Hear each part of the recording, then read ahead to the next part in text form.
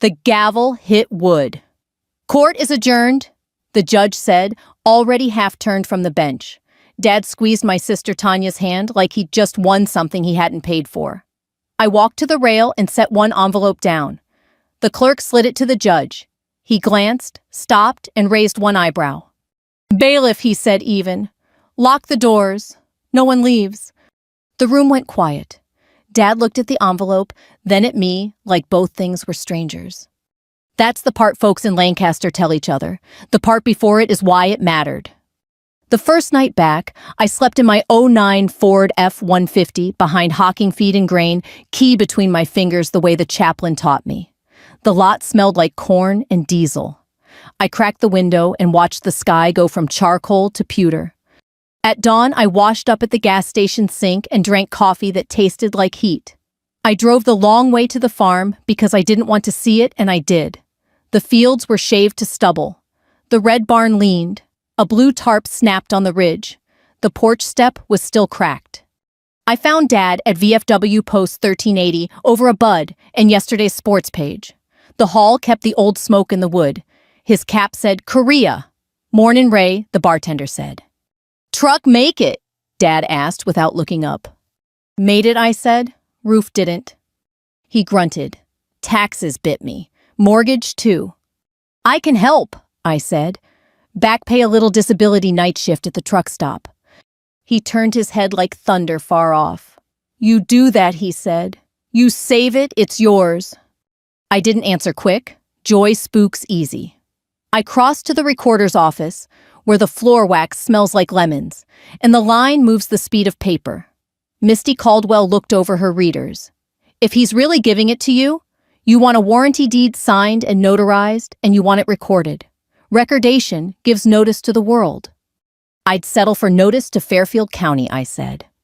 "Keep receipts," she added. "If it isn't on paper, it didn't happen." I started stacking paper. At the bank, a teller named Joey printed cashier's checks for arrears. At the treasurer, a woman with a sunflower pin stamped paid on 2 years of taxes.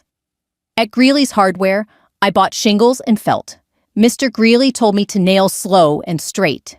At night, I parked at Alley Park, where deputies are used to veterans cooling off. The lake folded the moon. I slid the folder behind the passenger seat, where a trauma kit used to ride, and slept the kind of sleep that keeps its boots on. Saturday. I put the papers on Dad's kitchen table coffee ring in the wood farm, report low on the radio, Tanya's senior photo still crooked. "If you sign this deed," I said, "I'll keep the roof on. You can stay in the spare room until your knees and the VA sort themselves out. I don't need thanks. I need a signature." He stared like the paper might bite. "You trying to run me off my own land?" "It's our land," I said. "Bank disagrees. Let me fix that." "Get Pete," he said. "If Pete says it's clean, it's clean." Attorney Pete Danforth came with a notary seal that clicked like a stapler. He read the deed, asked Dad twice if he understood. Dad said he did. Pete watched him sign signed under the notary block and pressed his seal like a small son. "File it tomorrow," he told me. "Don't let it ride in your truck." I didn't. Misty took it and came back with a receipt. Instrument number 2023-11458, she said, writing it on a sticky note she pressed to my folder. "Book 7422, page 319. That's title in you, Ms. Morgan." Outside, the cold made my teeth feel long. On the courthouse steps, 2 kids in church clothes posed for a phone.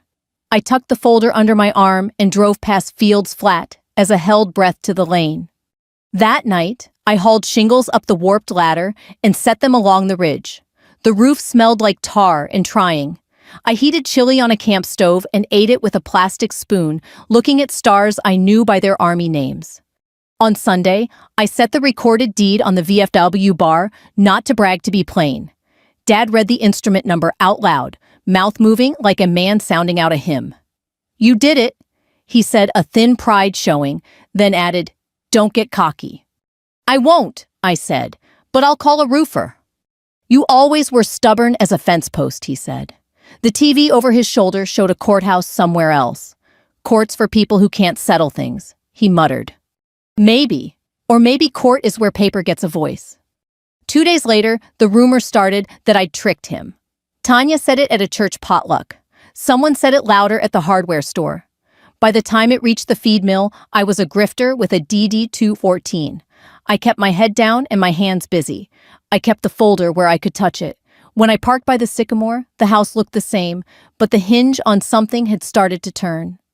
The night wind ran the tarp like a sail. I lay in the truck with the folder under my arm and thought of the chaplain's line. Some things you stack because stacking is a prayer. I counted shingles instead of sheep, and somewhere between counts decided not to move back in until the roof was right and the heat came on steady. Not pride, just respect for wood, for weather, for the kind of promises you put your name under. The gavel and the locked doors were months out, but truth has a long fuse. I had lit it with a seal and ink and my own name. The courthouse opened slow, like most things in Fairfield County. You can hear the mop bucket wheels before you hear voices. I was there when they unlocked folder under my arm, the one with the sticky note Misty had written, Instrument, Dama for 2023, Wyahoma 4058. She waved me up to the counter without looking at the line. You want certified copies, she said, reaching for the deed. Keep the original safe. Copies for court banks, the cousin who says he knows a guy. How many, I asked. As many as make you sleep, she said. 3 will do. She stamped them one by one. The ink smell took me back to supply rooms and hand receipts. Chain of titles clean enough, she said, tapping the screen. Your dad held, now you hold. Anybody squawks, you show the book and page. People squawk, I said. They do, she said, and slid the papers back. If it isn't on paper, it didn't happen. Across the square, the treasurer's office felt like a school nurse's room, peppermints. In a jar, a quilted wall, hanging a woman with a sunflower pin and a voice like warm water. She printed 2 years' tax receipts and circled, paid. You can apply for the homestead exemption, she said. No promises, but it shaves a little. Little helps, I said. At the bank, Joey in the blue tie had the patience of a man who fishes alone. 2 cashier's checks, I told him, sliding the delinquency notice over. He read the numbers and whistled low. You sure, he said. I'm sure. He printed, stamped, stapled the stubs to a copy for me. Keep that folder thick, he said. Judges like thick. I stopped at Greeley's Hardware for roofing nails and a box cutter, then at the diner for eggs and toast. Martha Kilgore slid into the booth, uninvited church cardigan over a John Deere tee. Heard you're fixing the roof, she said. I drove past and saw you up there like a cat. Trying to beat the rain, I said. You need a hand to hold the ladder, she asked. I need a cup of coffee that doesn't taste like a tire, I said, and we both smiled. After breakfast, I drove the lane slow, watching the ditch because sometime in June it swallows a low axle. The farmhouse had that weary look places get when a man starts eating suppers out of cans. I parked by the sycamore and carried the folder inside like it was a newborn. Dad was at the table with the farm report and a bowl of cereal going soft. He looked up at the sight of the folder, then back at the spoon. I got certified copies, I said. Taxes are current, mortgage is current. You can put that radio on and not feel guilty for a week. He shrugged. Shouldn't have fallen behind. Shouldn't sure, I said. But it did. We're caught up. He picked at a dry patch in the laminate where a hot pan had sat. Tanya says you're moving fast, he said. Says fast is how people get took. Fast is how roofs get covered before it snows, I said, and how banks don't call it dinner. He didn't argue. He didn't agree. He looked at the deed copy like a test he hadn't studied for. I set it gently by his elbow. I put tabs in the folder, I said. Deed taxes, mortgage receipts. If you want to see something, ask, and I'll show you. You always like tabs, he said, half a smile. Army made you tidy, I guess. Army made me alive, I said. In the afternoon, I took pictures, the roof line, the chimney flashing, the missing gutter on the north side. I printed them at the pharmacy and dated the backs with a ballpoint. Paper for my paper. Proof for the people who only believe what they can hold. Attorney Pete called that evening. Do yourself a favor, he said. Draft a 1-page memorandum of understanding. Plain language. He exchanged this for that. Get a witness to sign. Doesn't have to be fancy. Just one more brick in your wall. Who'll witness, I asked. Martha will, he said. She's watched half this county marry and bury. She did. At her kitchen table, under a clock that ticked like a heartbeat, Dad wrote in his slow, square hand, "Ray covers arrears and taxes. The farm is hers." He dated it without looking at me. Martha signed under his name. I signed last. Pete notarized the next morning. "Make a copy," Martha said. "Give me one for my cookie tin. I've got everybody's secrets in there anyway." On the good days, Dad was almost himself, joked with the mail carrier, shook out the rug, called me kiddo, like I was still in high school tugging on spare parts at his small engine shed. On the bad days, he got quiet and careful, like every word cost him. Sometimes he'd stand on the porch in that old Korea cap and watch the road as if waiting for a parade he'd forgotten to tell us about. The VFW was its own weather system. Some afternoons the bar warmed a man. Other nights it gathered clouds. I sat with Earl when the weather was fair. I left when the talk turned mean. Someone told the story of a nephew who signed a power of attorney and lost his pontoon boat. Someone else said their cousin's ex-wife took the farm and ran off with a roofer. You could feel old hurts loosen like screws. Folks talk, the bartender said when I paid Dad's tab and tucked the receipt into my folder. They don't always mean it. They always mean it in front of a judge, I said. He nodded. True enough. I worked nights at the truck stop, off 33 coffee refills and ring-ups, the kind of conversations you only have at 2 a.m., drivers swapping grandkid pictures, a kid headed west with a guitar case, and a soft lie about an aunt in Denver. I learned which deputies sat their cups where and how to tell a man who wants to tell you about his war and a man who needs to be left with his own. When the shift ended, I bought a shower and let the hot water try its best on a body held together by duct tape and stubbornness. Mondays. I drove to the recorder's office to annoy Misty on purpose. Anything filed on the parcel, I'd ask. She'd type, "Click squint." "Not unless raccoons learn to record," she'd say. "You're still clean." She started keeping a clipboard with my name on it, so I don't have to hear that truck stop coffee breath first thing, she teased. I labeled new tabs, photos, roof, deputy cards for the lane just in case, VA letters. I put the memorandum of understanding in a plastic sleeve and tucked a copy into Martha's cookie tin. I listened more than I spoke. I answered when asked. I didn't throw elbows. I didn't apologize for breathing. And still, the squawk grew. At church, someone said, "Bless your heart," in the way that isn't a blessing. At the feed mill, a man I didn't know asked if I liked taking old men's toys. At the hardware store, I picked up nails and heard Tanya 2 aisles over, her voice sweet and sharp. "We'll see what a judge says." "Judges say what the paper says," Mr. Greeley muttered when I set the box on the counter. "Sometimes they say what the loudest person says," I answered. "Not if the quiet person brings a good folder," he said, and bagged my change with the nails. I mailed off for the roof permit and stacked shingles along the ridge before dusk. The sky went the color of bruised blue and then eased into clear. A fox trotted the fence line, unbothered by our human wars. I ate cold chicken on the tailgate and listened to frogs test their voices. When I came off the ladder, there was a car at the end of the lane. Tanya sat inside with the engine running, window down, just enough to let out smoke. She didn't wave. I didn't either. We've never been good at pretend. "Evening," I said when I finally walked over. "Evening," she said. "You got busy hands." "Better than busy mouth." She smiled without showing teeth. "You always thought you were smarter," she said. "No," I said, "I just kept receipts." She drove away, slow gravel ticking the undercarriage. The dust hung in the beam of my headlamp and then settled like it always does. The first envelope I handed a judge was months off. The next one I handled came with a green return receipt card and the county seal. The certified letter came with the green card you have to sign, the one that makes your stomach feel like a pocket with a hole in it. The clerk had stamped Fairfield County in purple, and the return address was the courthouse. I signed for it on the hood of my truck with a pen that wouldn't start until the 3rd scratch. Inside summons. Earl Morgan v. Ray Morgan. Complaint to set aside deed.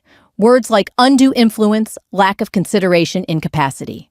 It said I had 28 days from service to answer. A second page set a date for a status conference, 6 Thursdays, out at 9 a.m. in front of Judge Alan R. Whitaker. I called Pete Danforth before I finished reading. "Bring your folder," he said, in a calm face. Paper answers, paper. His office smelled like old coffee and carpet cleaner. He put on his readers and slid the summons under a brass paperweight shaped like a Civil War cannon. "This is what people do when they don't like yesterday," he said. "They try to rewrite it with different signatures." He tapped the complaint. "We'll answer, we'll attach exhibits, we'll ask for a declaratory judgment that the title stands, and we'll request a protective order keeping your father and anyone he sends from interfering with the property." I set my folder on his desk. He flipped through the tabs like a man turning over fence pickets. Deed, instrument number, tax receipts, cashier's checks. That memorandum of understanding Martha witnessed, good. Photos of the roof, good. Make copies of everything. Judges like thick. "You're the second person to say that," I said. "Then take it as gospel," he said, and pulled a yellow legal pad close. Affirmative defenses. Consideration paid. Deed validly executed. Recorded. No fraud. No coercion. We'll subpoena the recorder, the treasurer, the bank teller, Mr. Greeley, and Martha. We'll keep you off the drama line. Let the paper talk." On the way out, I passed a glass case with photographs of old courthouse teams, softball bowling faces lit by the pride of shirts with names on the back. Small towns keep their trophies in the hall so they don't have to keep them in their chests. That Friday, the VFW held a fish fry. Grease and laughter and the kind of bright lights that make every plate look the same. I bought a ticket and stood with a styrofoam box and a little cup of coleslaw, nodding at men who had taught their grandsons to bait a hook and their sons to button a dress uniform. Earl came late with Tanya, loud at the door. He saw me and he saw the folder under my arm, and he made a calculation only he understood. "She's just a homeless veteran looking to cash out," he said to no one and everyone. Forks stopped moving. Someone cleared a throat. The bartender said, "Earl," not loud enough. I looked at the floor, then at the exit sign, then at him. I said nothing, because the right word at the wrong time loses 2/3 of its weight. I put cash on the counter for 2 dinners, and I left mine and Dad's names on the tickets. I ate in the cab of my truck with the windows cracked and the sound of the river in the dark, and then I drove to the farm and climbed the ladder and nailed shingles until the hammer felt like part of my hand. On Sunday, after church in the parking lot where people exchange recipes and rumors, Tanya stood by a minivan with the side door open and 3 kids inside like laundry. Her voice carried. She made him sign. When he wasn't right, she told a woman who loved the Lord and loved the latest. She said she'd fix things, and now she's taking. Martha Kilgore put a hand on my elbow and squeezed. "You can't talk a hole closed," she said. "You can only fill it." "I've been filling," I said. "I know," she said. "Half the county knows. The other half will catch up." The status conference landed on a gray morning that never quite decided to be rain.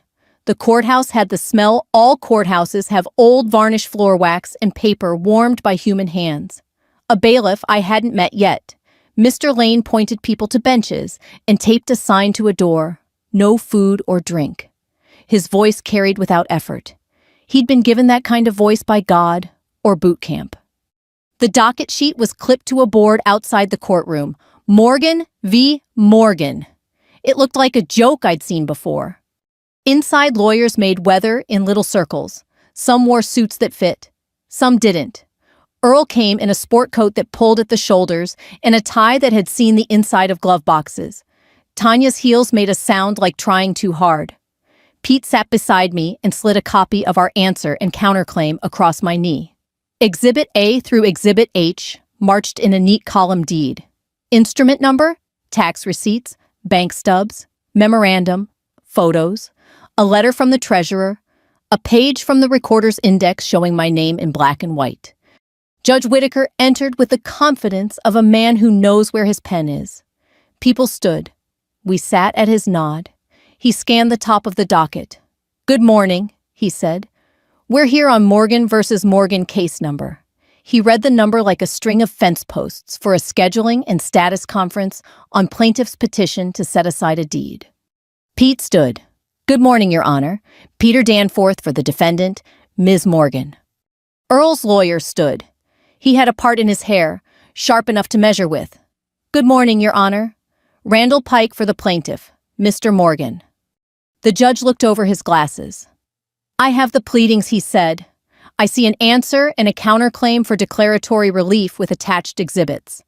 I see a petition alleging undue influence and lack of consideration. He glanced at the clock. Counsel, I will set this for an evidentiary hearing. Given the calendar, 6 Thursdays from today at 9 a.m. Witness lists due 2 weeks before. Exhibits pre-marked and exchanged. No surprises unless you enjoy sanctions. Pete nodded. Understood, Your Honor. Earl started to say something, a sound from deep in his chest that wanted to be a man's old rights. The judge held up a hand without looking at him. Sir, you'll have your say when it's your turn. Today, we set dates. In the hallway, after the air felt thinner, people who didn't have business that day lingered anyway, the way folks watch storms come in from the west. Earl stood close enough that I could smell aftershave and something under it like fear. Gonna see what a judge thinks of your tricks, he said. Judges think what the paper says, I answered. He leaned in. You think you're better, because you've got a folder, he said. You're sleeping in a truck like a stray. Then don't push me off the porch when I fix your roof, I said. I'm not walking away from my name on a deed. Mr. Lane's shadow covered us, then his voice. Take it outside or take it down, he said. Hallway isn't for arguing. It's for breathing.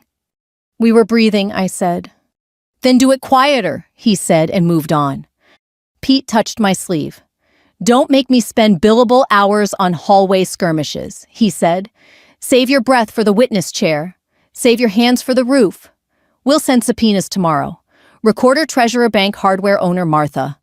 We'll file a motion for a temporary protective order so nobody comes onto that property to inspect the premises without your say-so. Outside, the clouds finally picked a side and let go a steady, sensible rain. I stood under the courthouse overhang and watched Main Street shine. The man from the diner hustled across with 2 to-go cups. He pressed one into my hand. On Martha, he said. She said, you don't need a sermon, you need coffee. True, I said. Back at the farm, I slid plastic over the stacks of shingles and tucked the tarps down tight. The rain drummed a rhythm you could set your heart to. I carried my folder to the kitchen and laid it open on the table next to the cereal bowl Dad had left that morning, spoon afloat like a boat that didn't know the tide had turned. I added the summons, the answer, the scheduling order, the list of dates Pete had written out in square block print a Marine would approve of. I wrote each deadline in a school notebook and stuck it to the inside cover like I was back on duty and the mission was paper. That night in the truck, the chaplain's advice came back. Stack what you can stack. The rest will meet you where it meets you. I set the folder on the passenger seat where a partner would sit.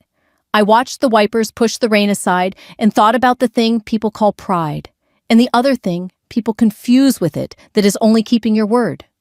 6 Thursdays wasn't so long. In a small county, everybody knows when a hearing is coming. The quiet gathers like hay in a loft. You don't see it until the day you climb the ladder and realize the loft is full. 6 Thursdays shrink when you fill them with paper. Pete said that in his office, while he handed me a stack of little round stickers that said, Def a Def B, all the way to Def H. Pre-mark them, he said. You don't want to be fumbling at the table like you're sorting coupons. I took the stickers home and turned the kitchen into a small print shop. The manila folder had swollen into a binder with tabs so clean you could shave with them. I printed my roof photos as 8x10s and glued plain labels under each north eave missing gutter. Chimney flashing lifted, ridge before repair, ridge after repair. I slipped everything into sleeves that made the pages whisper when you turned them. Martha came over with a pie she claimed wasn't a bribe. I'm no good with microphones, she said. I'll tell the truth, but I don't love rooms with flags. There's no microphone, I said. Pete says you'll sit, you'll say your name, you'll tell the judge what you saw me on the roof, me paying taxes at the treasurer, Dad, signing a 1-page memo at your table. No speeches, no guesses, just the parts you touched. I can touch those parts, she said, setting the pie on the counter. And I can bring cookies for the clerk because clerks see everything first.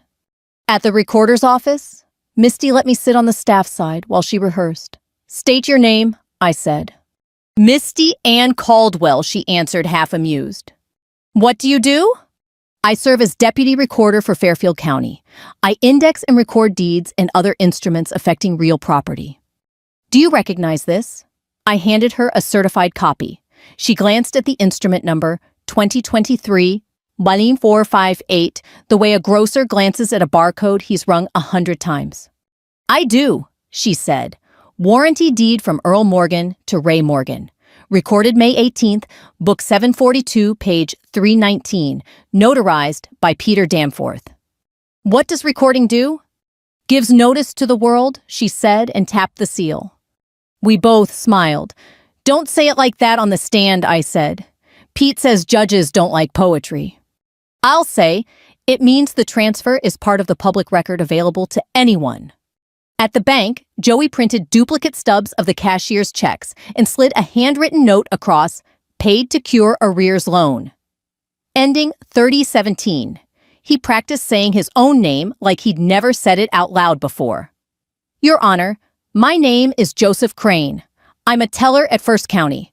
On May 15th, Ms. Morgan purchased 2 cashier's checks and delivered them to... Stop right there, I said and smiled. You'll be fine. Mr. Greeley frowned at the idea of court like it was a leaky pipe.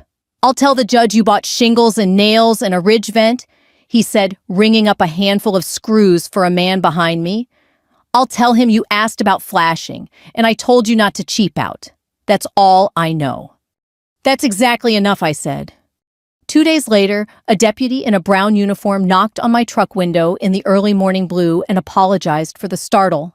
He handed me 4 subpoenas with the county seal like a coin pressed into paper recorder, treasurer, bank teller, hardware owner. Service on your father went through yesterday, he said. He wasn't happy. Did he say anything to you? I asked. He said a lot to his porch railing, the deputy said. To me, he said he'd see me in court, which I took as a threat to my calendar. At the treasurer's office, the woman with the sunflower pin highlighted dates on my receipts and used a ruler to keep the lines straight. I'll bring the ledger, she said. If counsel asks, I can testify to when payments posted and from whom. You make it sound like church, I said. She smiled. We have our hymns. Pete had me sit in his conference room with a glass of water and tell the story 3 times each pass shorter than the last. You're not here to sell it, he said. You're here to lay it out. I paid this. He signed that. It was recorded here. I did this work. These people saw it. Keep the lane narrow. What about the homeless veteran thing, I asked? If he says it in the courtroom, I'll object, and the judge will tell him to stop being 12. If his lawyer slides toward it, I'll pull him back by his tie, Pete said. You say nothing about names. You talk paper. He watched me practice the oath, right hand up, left on the arm of the chair. We went over how to answer questions you don't like. Short, he said. Truth travels fine on short feet. The temporary protective order came in the mail like a school notice. No party may enter the farm dwelling or outbuildings without the current title holder's consent, pending final hearing. No harassment, no interference with repairs. It had a judge's signature that looked like a wave breaking. I posted a copy inside the front door and another in the kitchen by the old farm calendar where Dad kept track of planting by the moon. That afternoon, Earl pulled his pickup into the lane and left it idling while he sat behind the wheel. I opened the door and stood on the porch where the boards knew my step. He studied the house like a stranger studies a face he almost recognizes. You served me, he said. The county served you, I said. Same difference. He shut the engine off, and the cicadas came into the air he'd been drowning. This place, he said, and images moved across his face like clouds. My mother shelling peas, a busted hand on a cold beer, a 97 snow that broke the old maple. It's still this place, I said. You made it yours. You wrote it yours to mine. He looked at the paper I'd taped inside the glass and read it the way men his age read things they planned to argue with. In the end, he didn't argue. He turned the key again, and the truck coughed. You think a judge is going to like being told he's wrong? he said. I think a judge is gonna like being shown. He's right, I said. He drove away like someone leaving a field he'd plowed crooked and didn't have time to straighten. On my nights off, I stitched the binder tighter 2-hole punch for my timeline, a map of the parcel with the legal description that reads like a hymn in a language you only half know, thence north 88 degrees 14 minutes east. I wrote a list of questions I hoped no one would ask and practiced answers anyway. I laid out clothes for the hearing that wouldn't make a sound when I moved dark slacks, a navy blouse, boots cleaned with a toothbrush. I put a couple of photos of my mother in the back sleeve, not as exhibits, just ballast. The truck stop felt different now, as if the whole county took turns filling the night with breath while it waited for me to say my name. Drivers pushed their cups across the counter and asked if I was the girl fixing the old Morgan place. Trying to, I'd say. An older woman paid for my slice of pecan pie and said, I saw your dad at the VFW. He's loud because he's scared. I nodded, because I knew about loud and about scared. The week before the hearing, Pete and I sat in the empty courtroom while Mr. Lane checked exit lights and polished the brass on the rail. Pete pointed to the witness stand. You'll sit there, he said.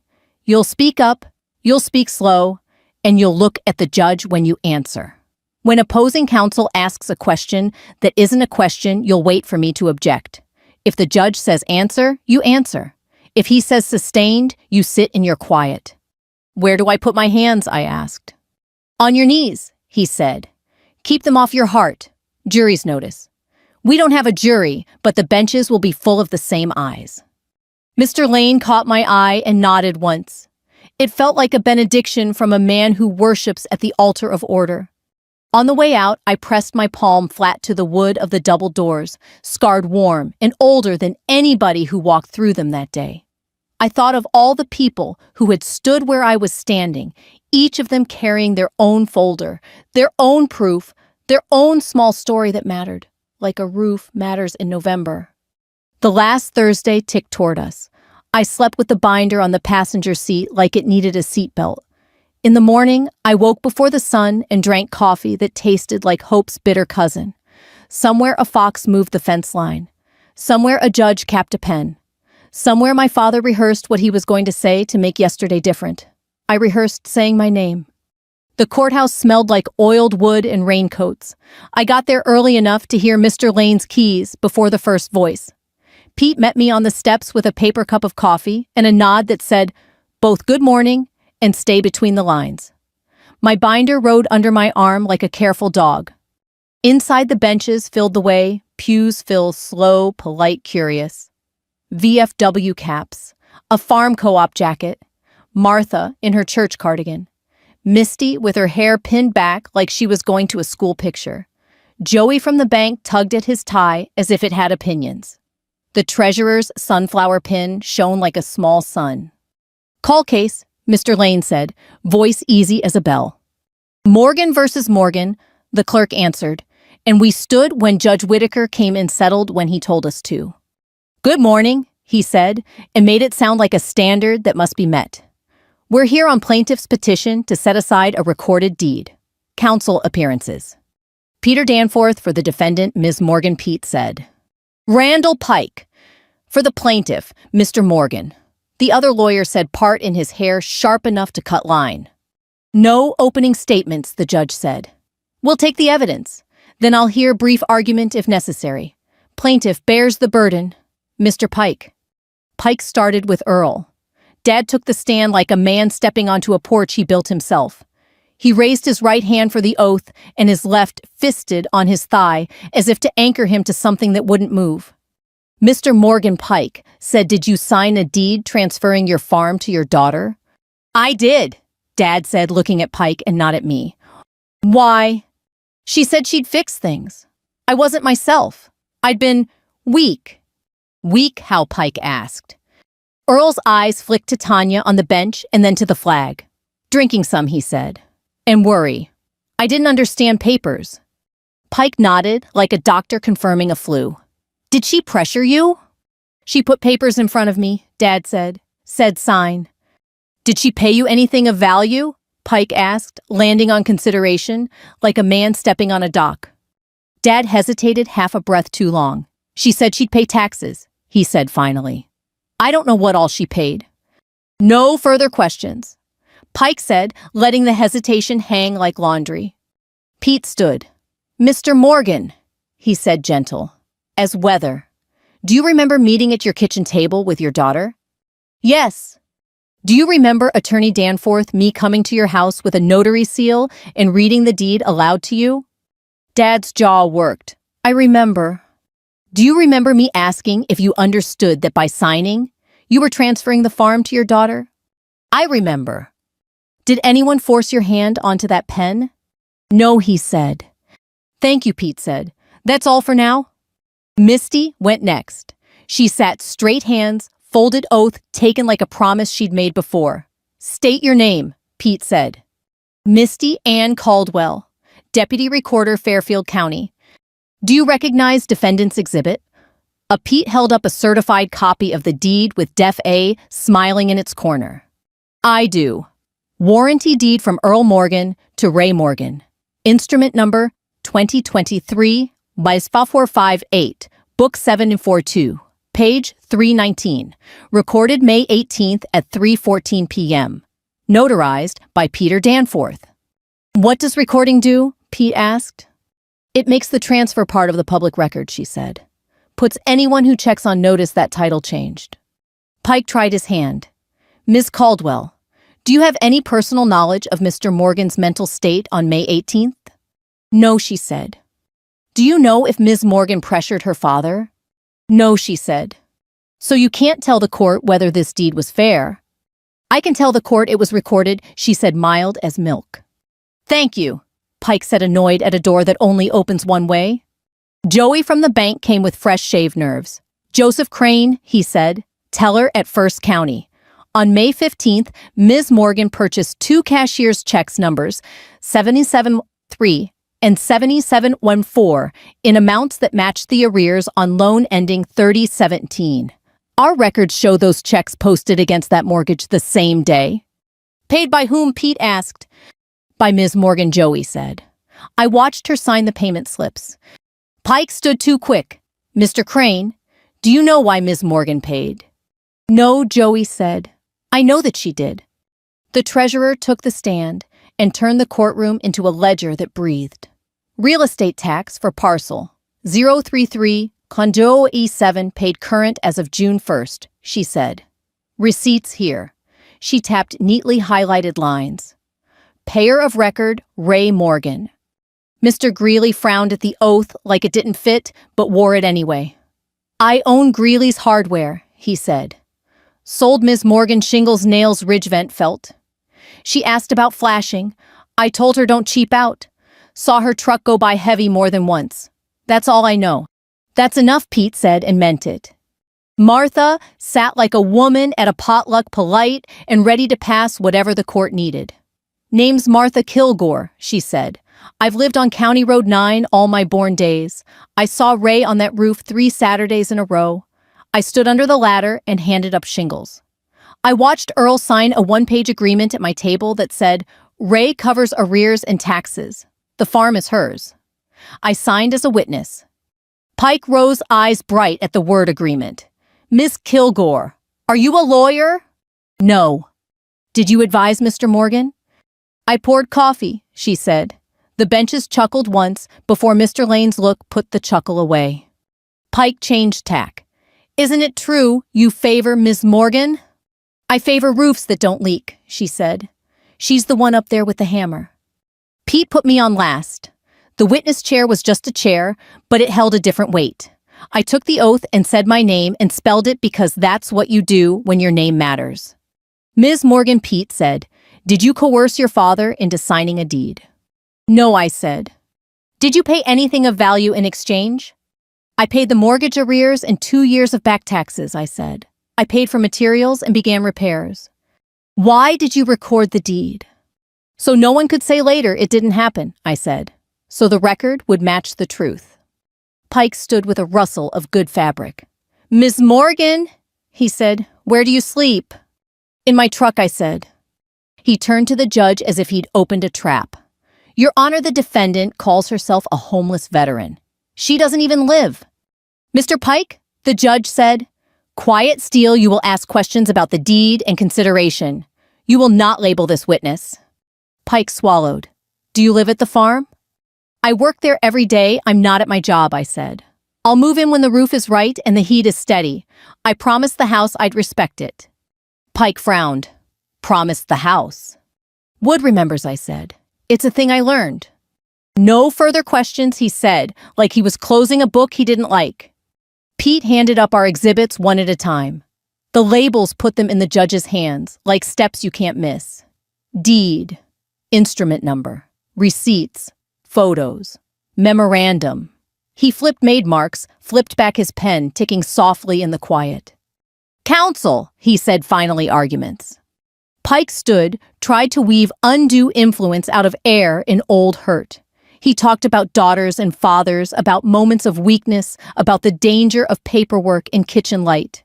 He said fast and pressured and not himself. He said homestead, like a man trying to borrow the goodness of the word. Pete answered with nouns. Deed, seal, recording, receipts, witnesses. Paper doesn't drink, he said. Paper doesn't gossip. Paper either shows up or it doesn't.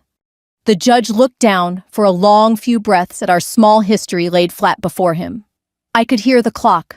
I could hear Mr. Lane's shoe shift. I could hear Tanya's bracelet whisper against the bench. Earl stared at his hands like they might tell him what to say next. Ms. Morgan, the judge said at last, do you have anything further that has not already been admitted? I looked at Pete. He nodded once. I reached under the table and pulled out a plain envelope I hadn't opened for anyone but him. It was scuffed at the corners where my thumb had found it on long nights. I set it on the rail, slid it toward the clerk, and said what I had practiced saying without shaking. Just this, Your Honor. The envelope was soft at the corners where my thumb had lived. The clerk broke the old glue with a fingernail and laid the contents flat like a nurse setting out instruments. Pete didn't rise. He knew what was there. The judge read the top page, then the second. He stopped on the third and raised his eyes to the ceiling the way a man checks the weather through wood. Bailiff, he said, even and quiet. Lock the doors. No one leaves. The sound of the bolt was small and absolute. The benches settled. Tanya's bracelet didn't dare whisper. Counsel approached, the judge said. We stayed where we were. Pete shook his head once at me. Let him work. On the record, the judge said, tapping the third page with his pen the court has before it. The original memorandum of understanding signed by Mr. Morgan at Ms. Kilgore's table, already admitted as a copy and a change of tax mailing address and owner statement filed with the treasurer's office on June 2nd, bearing Mr. Morgan's signature and the treasurer's date stamp listing owner Ray Morgan and directing all tax notices to Ms. Morgan's post office box. He held the page so the stamp caught the light. There is also a utility transfer authorization, signed by Mr. Morgan on June 5th, authorizing service in Ms. Morgan's name at the farm address. He set the pages down with care. Mr. Morgan, he said, please stand. Dad stood like a man waking in a field where the rows don't line up. You testified moments ago that you didn't understand papers and that you were weak when you signed the deed, the judge said. Do you deny signing these subsequent documents in June, weeks after the deed affirming your daughter as owner for taxes and utilities? Dad's mouth opened closed. I signed what they put in front of me, he said. Who is they? The judge asked. Dad looked at the floor as if a name might be written there. The lady at the window, he said, small. The court notes, the treasurer's form is self-initiated, the judge said. You filled in owner Ray Morgan. You wrote it in your own hand. You directed notices to Ms. Morgan. That is post-transfer conduct consistent with knowledge and acceptance of the deed. He let the words sit. Mr. Pike, you may wish to advise your client about the meaning of false statements under oath. Pike had gone pale in the tidy way of men who keep clean linens. Your Honor, my client is confused under stress, he managed. Confusion is not perjury, the judge said, but perjury enjoys borrowing that coat. He looked to Mr. Lane. "Keep the doors secured until we finish." "Yes, sir," Mr. Lane said, hands at ease, eyes doing all the work. The judge turned to me. "Ms. Morgan, did you obtain those June documents by any coercion?" "No, Your Honor," I said. "He asked me where to send the bills. I wrote my P.O. box on a sticky note. He copied it." Martha watched. Martha nodded once from the pew. I poured the coffee, she said under her breath, not meaning to be heard, and a small ripple of relief went through the room. The judge stacked the papers in order: deed, instrument number, receipts, memorandum, the June forms. He clicked his pen and set it down. "The law is not complicated here," he said, voice level. "A recorded warranty deed. Instrument 2023 U11458, transferred title from Earl Morgan to Ray Morgan. Consideration was paid in the form of mortgage arrears and delinquent taxes. We have the stubs and receipts. The transfer was recorded in Book 742, page 319, giving notice to everyone who cares to look. Subsequent conduct by the grantor, Mr. Morgan, confirms the transfer owner's statement to the treasurer utility authorization. There is no credible evidence of undue influence, incapacity, or fraud." He let the last word sit like a nail you can't pull. Accordingly, he said the petition to set aside the deed is denied. The court enters declaratory judgment that title to the farm is vested in the defendant, Ms. Ray Morgan. The court further orders a protective order prohibiting the plaintiff, Mr. Morgan, or any person acting for him from entering the dwelling outbuildings or curtilage of the property without Ms. Morgan's express consent, and from harassing or interfering with repairs pending further order. Somewhere behind me, a VFW cap dipped, not quite a nod, more a laying down of arms. "Costs to the plaintiff," the judge added like a man closing a ledger. He looked at Dad. "Mr. Morgan, I am not the referee of your family. I am the referee of paper. Today, the paper wins because it carries the truth. If you continue to tell a different story under oath, you will meet a different part of me." Dad's shoulders lowered, as if someone had finally named the weight he'd been carrying and set it on the floor. He didn't look at me. He looked at his hands and seemed surprised to find them empty. "Ms. Morgan," the judge said, turning to me, "you've behaved with restraint in a room where restraint is sometimes mistaken for weakness. It isn't. Keep your receipts. Keep your roof sound. If anyone tests the order I've entered, call the sheriff and bring your binder." "Yes, Your Honor," I said. My voice sounded like a new board, plain and strong. Pike cleared his throat. "Your Honor," we would ask. "No," the judge said, not unkindly. "We're done." He nodded to Mr. Lane. The bolt turned back with a soft metal sigh. The room heard more than the gavel. No one moved for a breath anyway. Then the benches exhaled. Paper shuffled. A heel clicked and remembered itself. Martha touched the recorder's shoulder, like a woman handing a dish down a church table.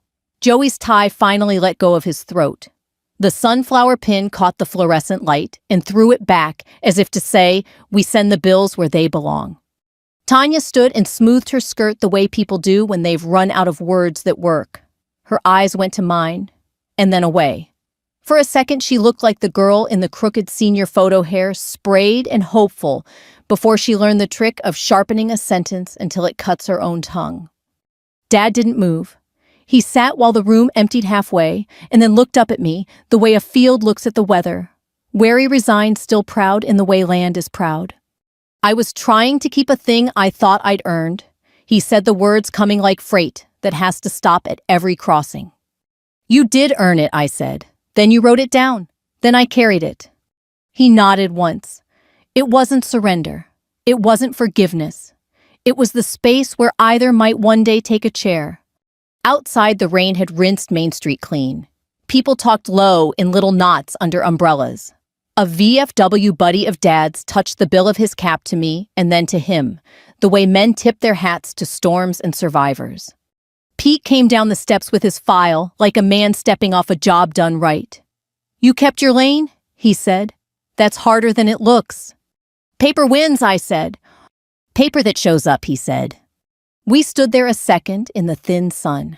Across the street, the diner had written, "Congrats, Ray," in chalk. So light the next rain would take it. The world moves on. It always does. But for a little while, in a small Ohio town, a deed carried a name, and the name carried back. Dad paused on the top step, hand on the rail. He didn't ask for a ride. I didn't offer. We had both learned to walk long distances without speaking. He touched the brim of the Korea cap to no one in particular and started down slow like a man crossing a field that isn't his anymore and never truly was. I put the envelope back in the binder, slid the deed stickers straight with a thumb, and felt the country steady under my boots. I drove back to the farm with the binder on the seat like a quiet passenger. The afternoon had washed itself clean. Water still ticked from the porch roof onto the pavers Dad set when my mother was alive. Uneven, but holding. I left my boots on the mat, took the protective order from its sleeve, and taped a second copy inside the pantry door, where a grocery list used to hang, no entry without consent. Not a dare. A boundary. I lit the camp stove and warmed a can of tomato soup because justice doesn't fix supper. While it bubbled, I pulled the blue tarp from the ridge and set fresh shingles where the old ones had curled like bad habits. The hammer felt lighter in my hand than it had the week before. Maybe it was the weight that came off the name. Maybe it was soup waiting. At dusk, I heard tires on gravel. A pickup idled at the end of the lane and stayed there. I wiped my hands on a rag and stepped to the porch. Dad didn't get out. He held the wheel like it might bolt. After a minute, he put something on the dash. Thought better slid it to the passenger seat, then back to the dash. He laughed once, without amusement shut off the engine, and walked halfway to the steps. He didn't try the first tread. He stayed where the yard turns into lane, where men feel less owned. "I'm not here to break the paper," he said. "I know I said." He set a small box on the post by the gate and stepped back like it might explode. "Roofing nails," he said. "Galvanized. They hold better through the first freeze." He swallowed. "And a thing I wrote." I picked up the box and found the note taped under the lid. I was wrong. Dad. The handwriting was thinner than I remembered. He tugged the brim of the Korea cap and looked away, like men do when they've shown you something you're not supposed to name. "You want soup?" I asked. "Not today," he said. "Someday." He started back, then turned. "When the stove's in, call me. I'll carry the first load of wood.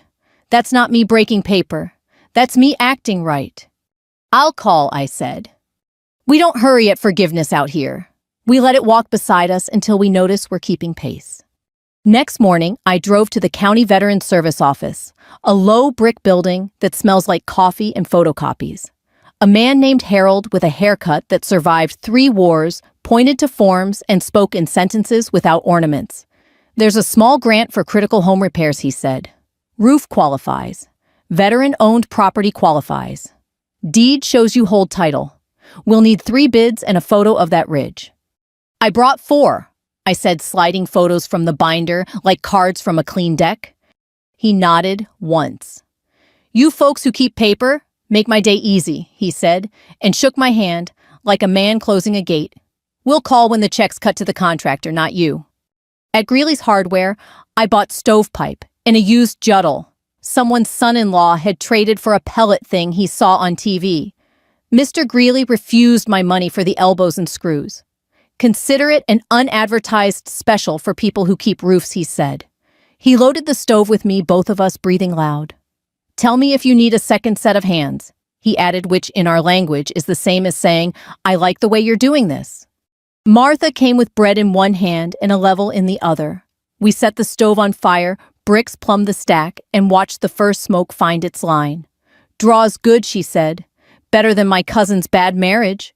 We laughed the small laugh. People laugh when they've outlived something. When the house warmed, it smelled like creosote and old oak floors and the sort of heat you can lean your back into after church. I hung the certified deed in a cheap frame over the desk, not as a trophy, just as a reminder that promises are made out of ink before they're made out of wood. On the shelf, I put my mother's 2 county fair ribbons, apples and jams, and the photo of me in uniform she liked to overdust. Tanya called that night and didn't leave a message. The second time she called, she did. "I got loud," she said to the machine. "Loud felt like love growing up. It isn't. You did what you said you'd do. I don't know how to stand in that yet." The third time she asked about the stove. Does it crackle? She said softer like a kid. I called her back. We talked about wood species, like people talk about the weather when they mean I still want you around. We said we'd try a Sunday dinner without poking the bear. We meant we'll live into the new rules. Sunday after church, the VFW coffee crowd didn't clap, because we don't clap for what's supposed to be. But the commander gripped my hand and said, "Seen a lot of folks win loud, seen fewer win quiet. Proud of the quiet ones."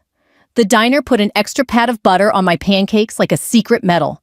The treasurer's sunflower pin winked when she passed my booth. Misty from the recorder sat with a crossword and pretended not to watch people walk by my table the way a mother pretends not to watch a kid pedal his first two-wheeler. A week later, Earl parked at the lane with a stack of split maple in the bed. He didn't unload it. He waited until I opened the gate, then handed me the keys as if they were too heavy to keep. "You tell me where he said?" "We stacked wood on pallets he taught me to use years ago, so air can do its work." We didn't talk about court. We talked about moisture content and how sycamores always drop bark like they're bored. He wiped his neck with a rag and looked at the roofline. "You ran that ridge straight," he said, as if he'd been assigned to report on one thing and chose truth. Before he left, he stood too long by the mailbox and patted the post twice. When a man is sorry in this county, he finds things to pat. When the check came through from Harold's office, the roofer finished the last third clean and fast. He was a man with a pencil behind his ear and a way of talking to shingles like they listen. He refused to leave his sign in my yard. "People know who does the work," he said. "You don't need my advertisement." He put a hand on the warmed siding and said, "This place will remember you," then drove away before I could decide how to carry that. In the evenings, I sat by the stove and wrote receipts on the backs of envelopes in case someday I needed to show someone another quiet truth. I called the treasurer to ask about the homestead exemption, and she said we'll walk it together. I called the utility company to put the bill on budget, and the woman on the phone said I grew up on County Road 9. That sycamore still dropping thought so. I put my mother's cast iron back on the burner and fried apples the way she taught me with cinnamon so thin you taste the fruit first. It snowed early in November. The ridge held. The stove kept. I slept inside on a mattress borrowed from Martha, listening to the heat tick and the wind get bored and go ruin someone else's intentions. In the morning, I found Dad's boot prints on the lane and a bag of salt on the porch with the top rolled neat. Galvanized nails do hold better through the first freeze. I don't know what happens to a story after the bench empties and people go home to their own rooms and their own folders. I know what happened to mine paper matched wood.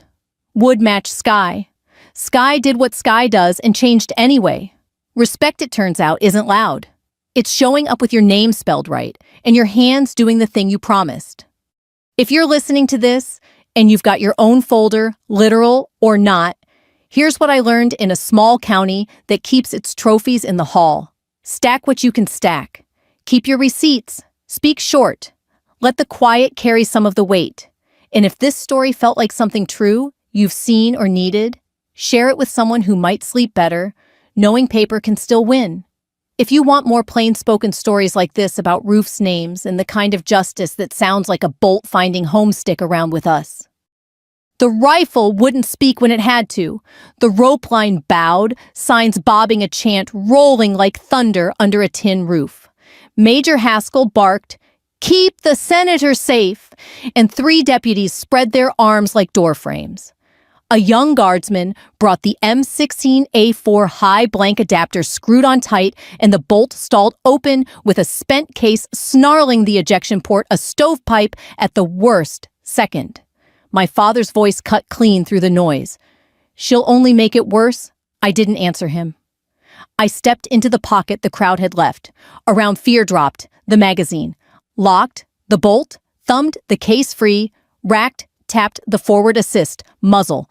High, safe sky, one controlled bang, a blank per plan, and the sound hit the grandstand like a gavel. The wave of bodies froze, mouths shut. Someone's sign stopped shaking. My father's face went pale the way steel does in shade. I wiped my fingers on a red rag that smelled like solvent and peppermint and looked at him the way you look at a gate you've opened 1,000 times, finally swinging easy on the hinge.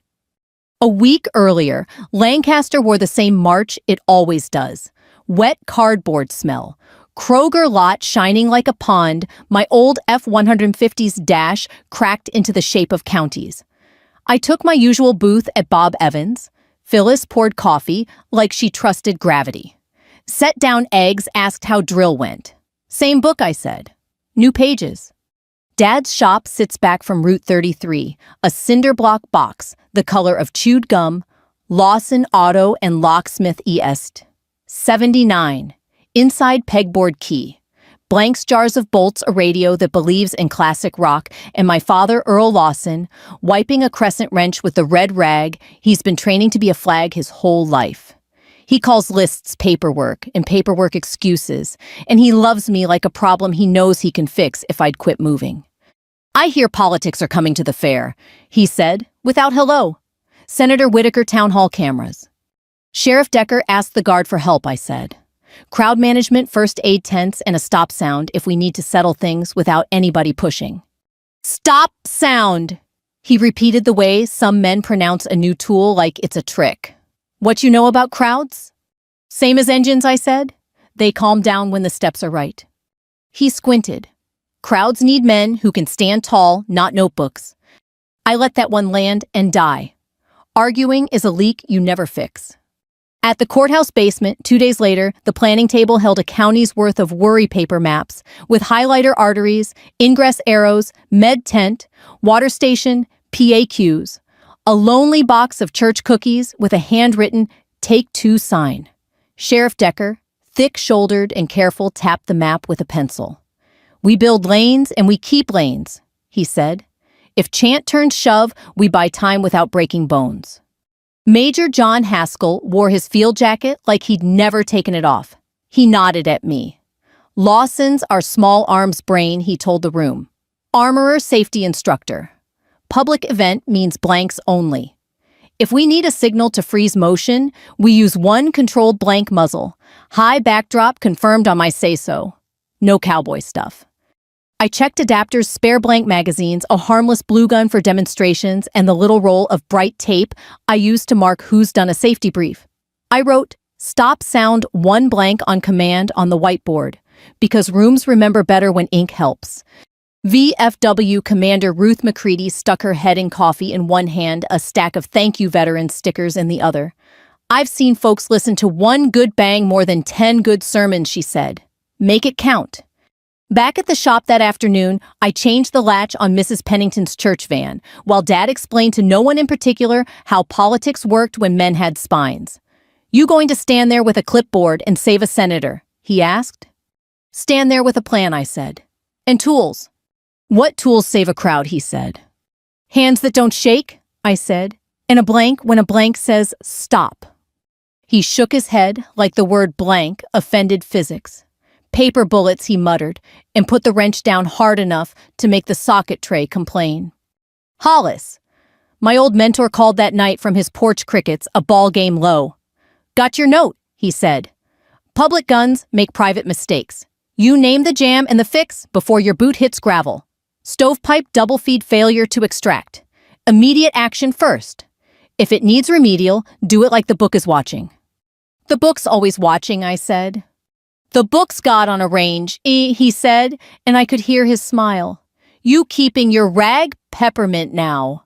Always, I said. Thursday. I ran a safety hour for sheriff's volunteers and a couple of deputies who didn't want to admit they were curious. We talked safe direction, blank adapters, what a controlled stop sound is and isn't. We don't point things at people we want to keep, I said. We don't make noise unless it buys time. We buy time without hurting people. If you don't know, ask. A young deputy with a buzz cut asked, what if the rifle jams when you need it? Then we show the crowd how adults fix a problem, I said, and walk them through muscle memory. Mag out, lock bolt, clear casing, rack, forward assist, confirm adapter tight, muzzle high, breathe. If Haskell says bang, we bang. If he doesn't, we don't. The room nodded because steps make a room feel bigger. Friday evening, the fairgrounds looked like an idea, half-built sawhorses. Rope lines a stage that would be a stage once the microphones quit squealing. Church ladies measured where pies would sit. A PTA dad in a school hoodie carried water cases like pennants. The VFW tent already smelled like coffee that had done a shift. I walked the space with Haskell and Decker and said out loud what my hands would want to do later the way you do with any machine you plan to touch under pressure. "You nervous?" Decker asked. "I like knowing where the exits are," I said. "Good answer," he said. "I like folks who count doors." Saturday morning, Dad watched me load gear into the F-150, my green notebook a spare blank mag, marked with a blue stripe zip ties, tape the red rag that turned into a habit when Mom used to leave peppermint gum in the shop drawer. He didn't offer help. He offered a story. When Senator McKee came in, 97, he said we had men, not manuals. "You also had 3 sprained wrists and a busted camera," I said. "We're building a smaller story." He smirked. "You gonna tell me next that paperwork keeps the rain off?" "It keeps a promise," I said, "when people are scared." He made a face like he'd bitten a lemon and waved me off with a rag. At the gate, a volunteer gave me a wristband and a staff lanyard that smelled like a plastic store. The sun bothered the clouds, but didn't win. Protesters arrived with their signs and a woman with a bullhorn that squeaked when she got excited. Supporters wore hats and hope. Kids leaned on the rope and asked if anybody famous was coming. I said the pie was famous. We ran the safety brief with the guard team twice, because twice makes better habits than once. I watched hands more than faces. Hands tell you if a man's angry or just loud. Haskell pulled me aside before the senator's motorcade turned off the main.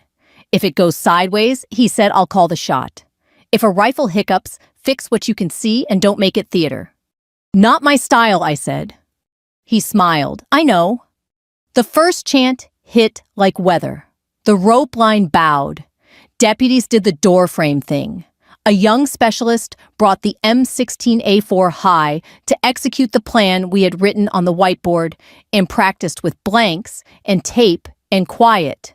The casing stuck its tongue at him in the ejection port, spent and stubborn, and for half a breath the whole county tried to decide if it was allowed to be afraid.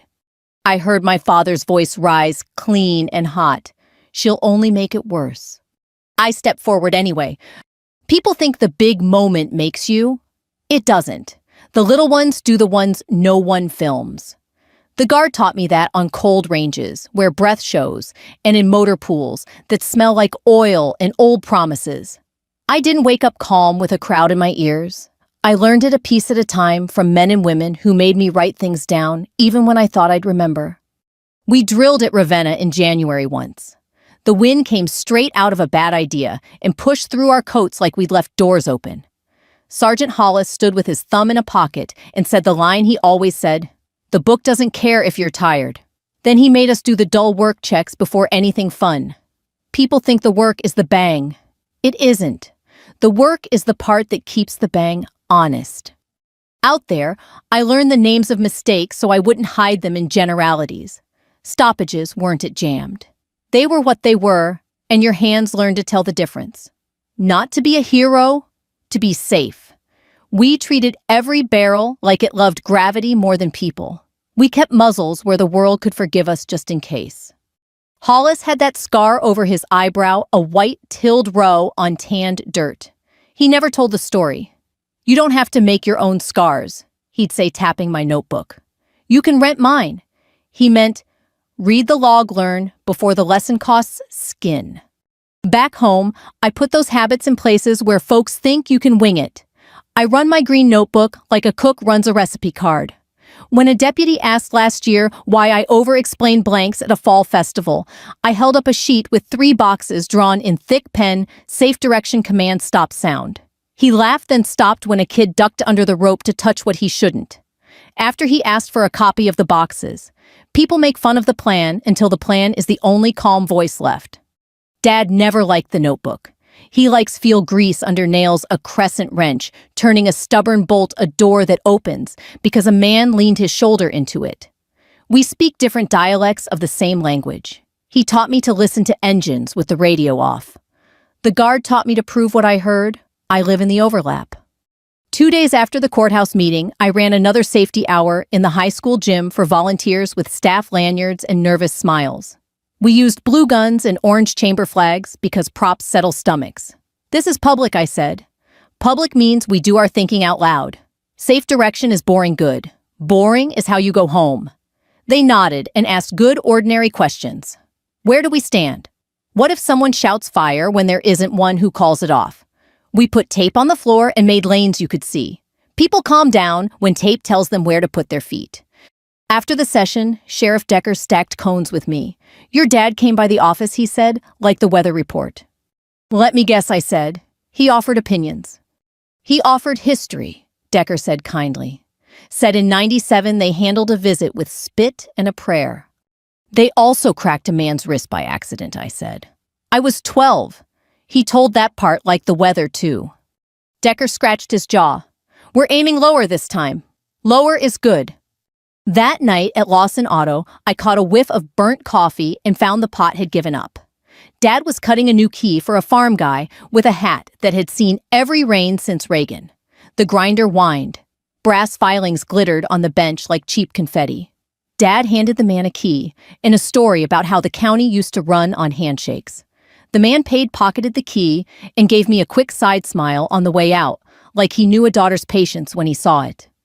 You teaching boys how to hold toys? Now, Dad said when the bell over the door went quiet.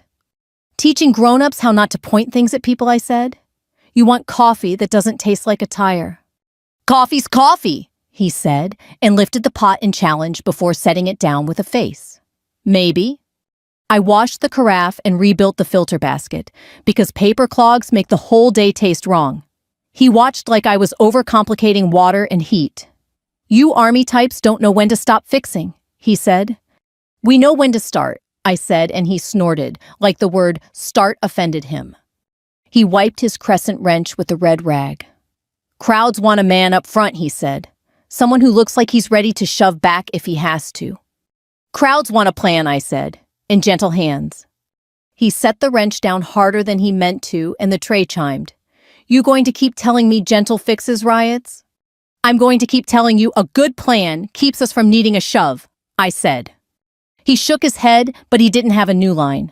He went back to his sockets, rearranging order like making rows could make peace. At my place, I pulled Mom's old range log from a box I hadn't opened since she died. I could see her in the margins, her tidy slanted print, write it down. Don't guess? Tired. She used to tape peppermint gum to the inside of the tool drawer, said it made the shop smell like people cared about each other. I started carrying peppermint in my rag after she left, because grief needs a ritual, and mine was small. Hollis texted me a picture from his porch, the sky the color of a steel pan, his boot toes up on the railing. Weather's going to make folks jumpy tomorrow. Plan your voice. I knew what he meant. The voice you use at the start is the one people remember when it gets hot. Morning of the event, I rode the perimeter one more time with Haskell and a young specialist who kept checking his watch like time might back out. We checked adapters again because again is where safety is. We talked the quiet language of if this, then that. We assigned which deputy holds the bullhorn and which one hands out water to people who think thirst is anger. Haskell looked at the rope line like a mechanic looks at a belt that won't last winter and said, we'll replace it with calm. Across the grounds, Earl had found a group of local boosters and was explaining to them how a firm chin fixed most situations. You don't give folks a lot of choices, he said. You give them one good one and you stand there. He never learned that you can stand without pushing. Mom could have told him, but she wasn't here to balance him out. I ducked into the VFW tent where Commander Ruth had laid out styrofoam cups, encouraged by the pot. You're the calm one, she said, patting my sleeve. Good. Calm is a tool. Not on a pegboard, I said. On a face, she said. Same thing. I checked the med station bandages stacked water cold. I asked a church lady to swap the lemonade cooler to the shade because hot sugar turns people sour. She laughed at the rhyme and did it anyway. The first bus of supporters rolled in with baseball caps and lawn chairs. Protesters came on foot signs, tucked under arms like folded ideas. A guy in a faded marine ball cap nodded at me without smiling. A school custodian I knew from snow days waved and said, "Keep it boring, sweetheart." I said I'd try. I walked the weapons check again, said the same words in the same order because repetition is kindness. The young guardsman assigned to the stop sound position swallowed hard and then steadied when I had him dry run breathing. You don't save the county, I told him. You just do the step in order. Copy, he said, and I heard his voice drop half an octave into the part of himself that could be trusted. By mid-afternoon, the air had the wire-tight feel that comes before a summer storm, except the sky stayed stubborn, and the storm was people. We were ready not because we were brave, but because we had agreed on what to do. That's all training is, agreeing before trouble arrives. Dad drifted up to the rope line like a man who wants to be in the photo without buying a ticket. He looked at my staff lanyard and my notebook and shook his head like I'd brought a spatula to a barn fire. He didn't see the point of a plan you couldn't hold. He wouldn't until he had to. He didn't have to wait long. By noon, the fairgrounds looked like somebody had poured a town out of a bucket and told it to behave. The stage crew fought the PA with the same patience I use on a stubborn bolt. Check, check, the speakers said like they were trying on their own name. Kettle corn sweetened the diesel air. Cardboard signs smelled like permanent marker and hope. Sunscreen coffee dust. If you stood still, the day settled on your shoulders and waited to see what you'd do next. Sheriff Decker ran his show from a folding table under a pop-up. Maps, clipboards, cones. A church lady. Pearl kept refilling the water cooler and telling everyone to quit pretending thirst was character. Decker tapped the plan with 2 fingers, ingress on the south gate, egress on the west med station behind the grandstand, panic points circled in orange. We'll keep lanes, he said. Every lane means a choice. Choices make tempers smaller. Major Haskell gathered our guard team in the shade. He wore the same jacket, like Calm had a uniform. Blanks-only adapters, tight blue-taped mags in your left cargo, he said. 1 controlled stop sound on my call if we have to reset motion muzzle, high safe backdrop. If you haven't touched a blank adapter today, you haven't touched a blank adapter. He made us all put hands on the little steel tube and say tight out loud, like we were blessing it. He pointed at me. Lawson runs the weapons check station and the teaching voice. Deputies with questions go to her. Volunteers with nerves go to her. Crowds read faces. Give them one they can trust. I nodded and held up the green notebook so the room could relax. The young specialist assigned to the shot position met my eyes the way a kid meets a diving board. He knew he could do it. He just wanted the pool to be kinder.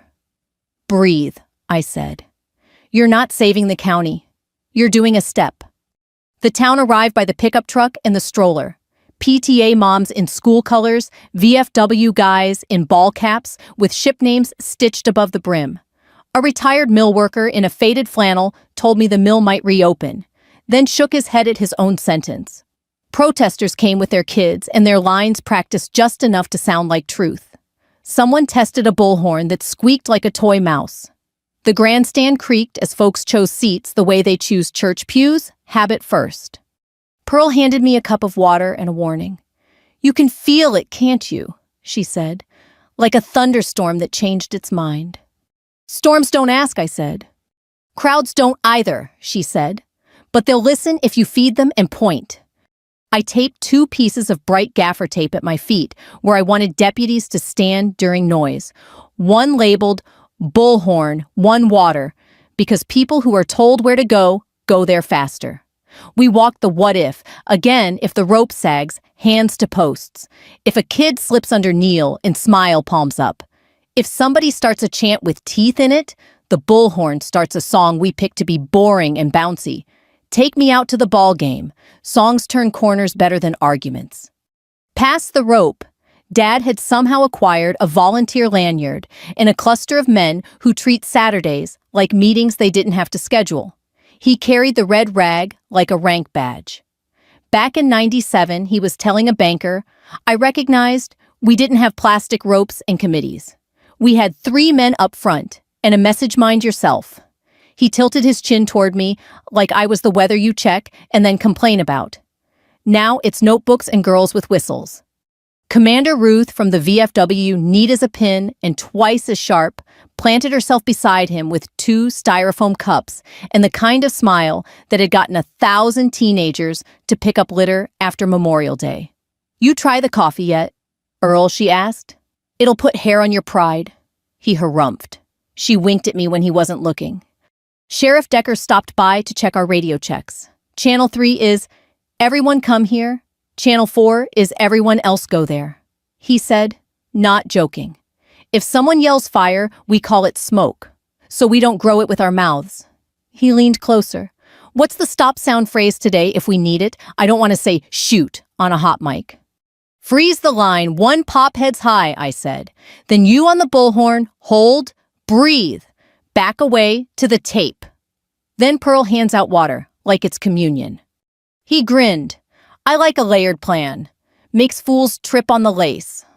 At the weapons check station, we ran our hands over gear for the 17th time and told the story again. Blanks only Chambers checked muzzles in love with Sky. I watched forearms tattoos, scars a line of grease you can't scrub out of a life. The specialist's hands shook less each pass. "You got a coin?" I asked. He dug out a quarter. "When it's time, put the quarter in your offhand. Feel it. That way, you remember you've got another hand to use and you won't try to save the world with your thumb." He laughed, surprised. "Sergeant Hollis teach you that." "Mom did," I said. "Quarters for laundry, but it'll calm you better than a speech." Around 1 o'clock, the senator's advance team walked the path with us. They wore suits that tried to be casual and smiles that didn't. "We want this to feel like a picnic." The aide said, "Eyes on the rope. Jobs, not drama." "Jobs? Like chairs."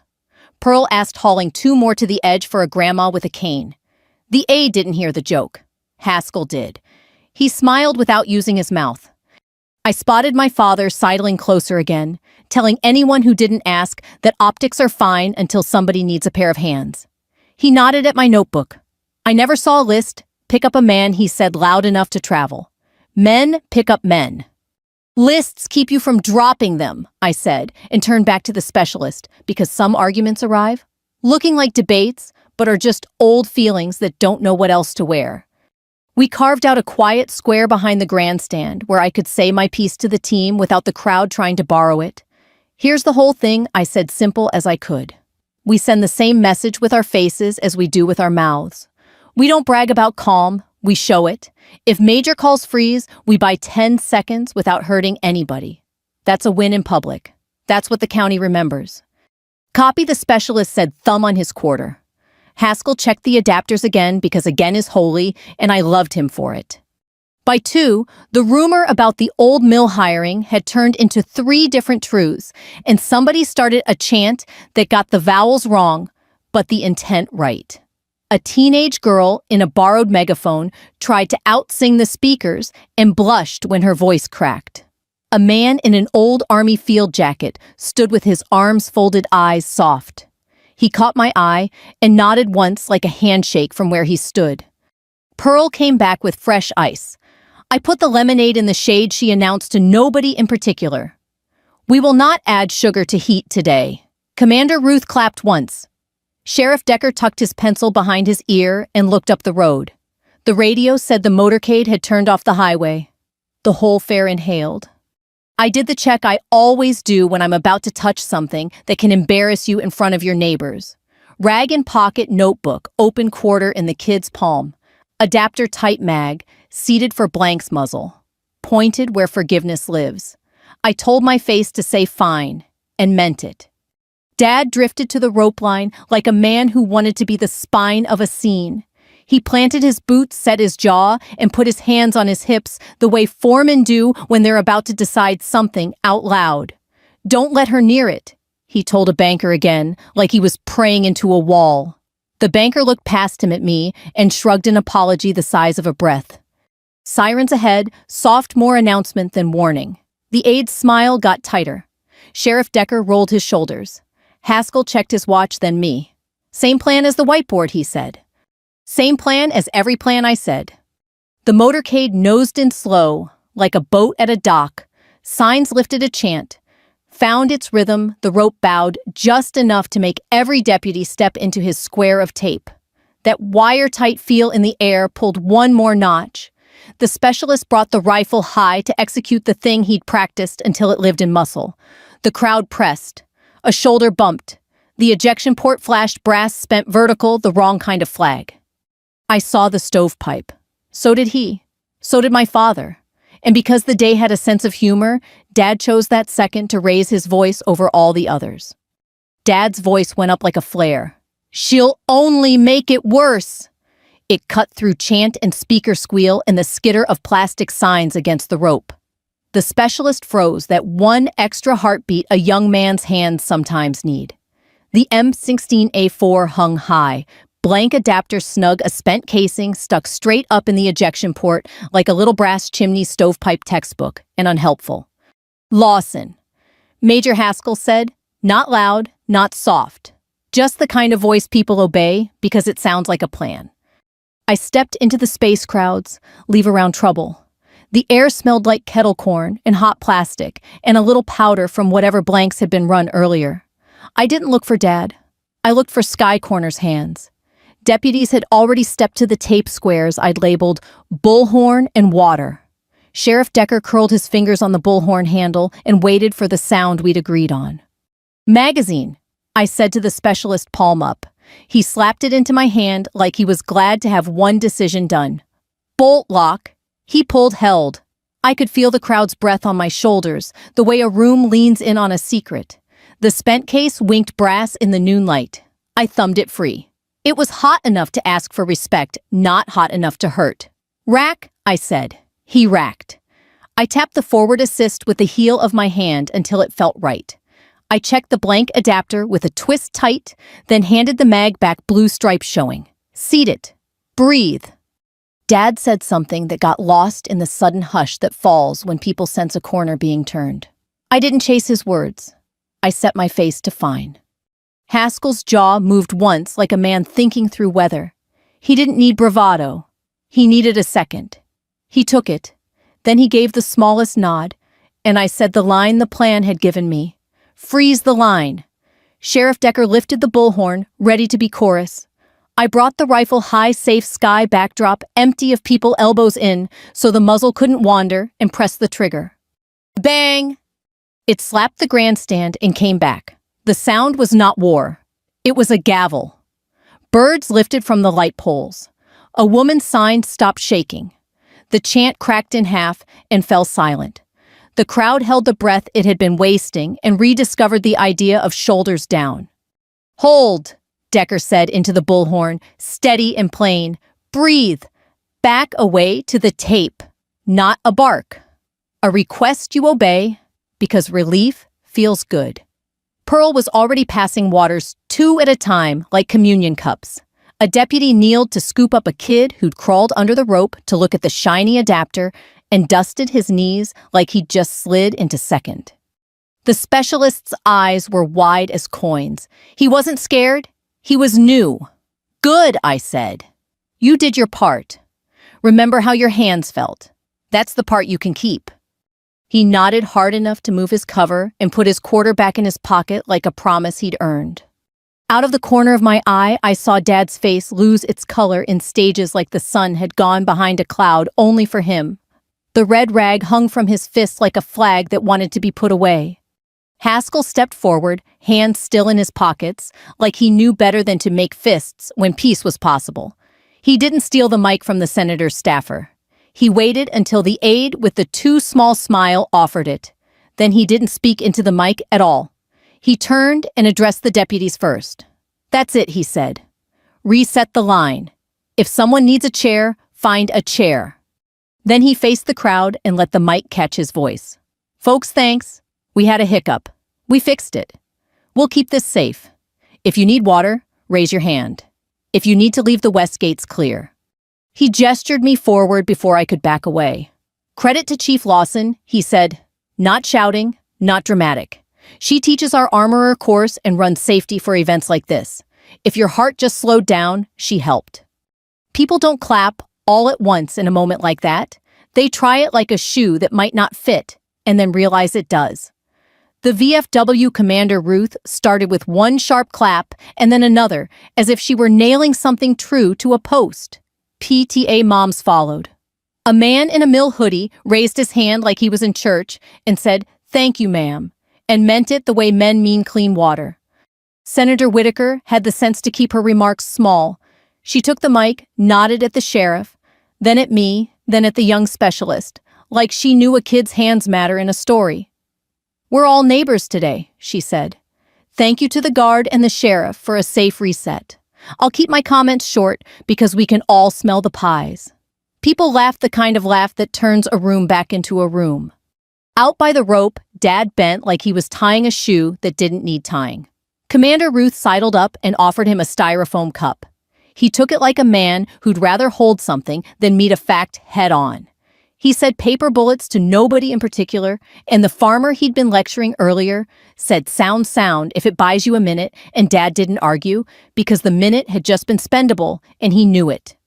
Haskell handed the mic back to the aide, then turned to me with a face that said, "Nice work," without making a party of it. "You okay?" he asked. "Fine," I said, and found I meant it. My hands were steady. The peppermint in the red rag cut through the powder smell, and for a second I saw my mother at the kitchen table, labeling a coffee tin range log in her tidy slanted hand. The specialist cleared his throat. "Ma'am," he said, "about the quarter." "Keep using it," I said. "One day you won't need it. Keep doing it anyway." "Copy," he said, and the word sat better in his mouth than it had earlier.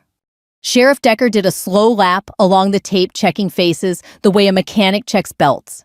He stopped by Dad and said mild as weather goes smoother when the right person does the right job.